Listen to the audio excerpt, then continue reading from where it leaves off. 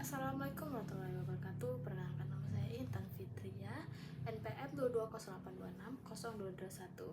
Saya mengikuti remedial manajemen health. Nah, jadi kali ini saya akan menjelaskan tentang telemedicine. Nah, jadi pada video kali ini saya akan membahas tentang praktik telemedicine yang ditujukan dari aspek etiknya, hukumnya, dan profesional kedokteran. Nah, jadi yang pertama tuh saya akan menjelaskan mengenai definisinya.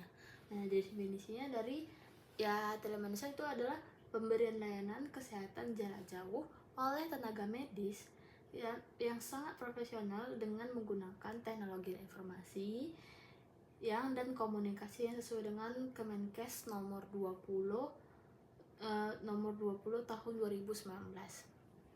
Nah, jadi saya ambil dari kasus nyata yang mengenai what were saying not telehealth alarm over doctor using AI and prescribing without seeing your patient. Nah, jadi itu saya ngambil dari kasus yang nyata di Australia yang mengenai itu bahwa banyak ratusan laporan lebih itu pemakai konsultan jarak jauh atau telemedicine yang secara tidak aman.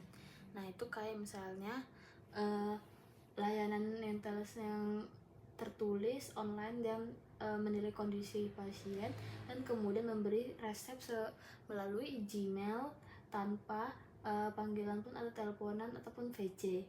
Nah, dia tidak nggak bisa tahu lah tengok dari anamnesisnya, alerginya, tentang segalanya. Dia cuma sampai sebatas udah pasien keluhannya dan memberi resep secara gitu aja.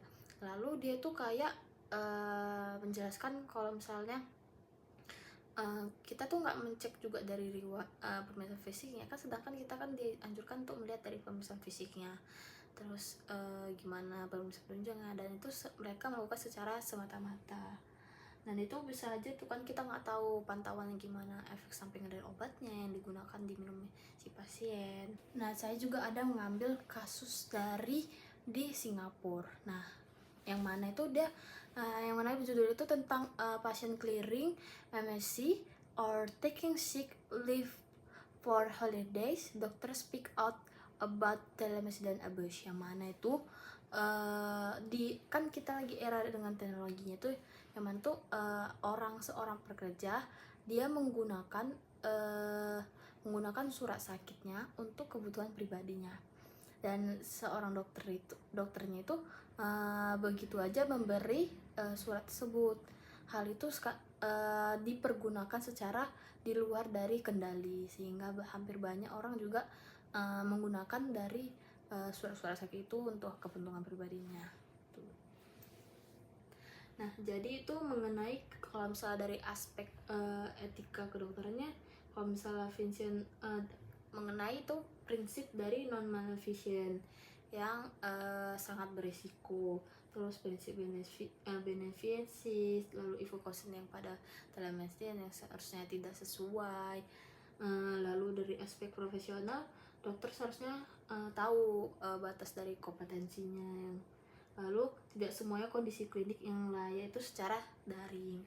Lalu tuh tidak sesuai dengan konsep dari Kopecky atau dari kita tuh tidak harus lihat dari secara hati-hatinya. Lalu kalau dari aspek hukum yang pada di Kemenkes nomor 2 tahun 2029 harus sesuai dengan peraturannya. Lalu dokter tuh harus memiliki tanggung jawab dari apa yang dia periksa. Nah, jadi kita tuh sangat harus peduli dengan pasiennya, dan kita harus memikirkan apa resikonya dan apa yang tidak resikonya. Lalu hal itu sangat berisiko kalau misalnya pemeriksaannya tuh sangat secara daring.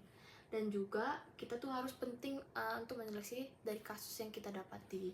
Lalu pentingnya juga komunikasi dan edukasi mengenai hal yang terjadi. Nah, jadi ini yang referensi yang saya dapat. Jadi sekian, terima kasih. Assalamualaikum warahmatullahi wabarakatuh.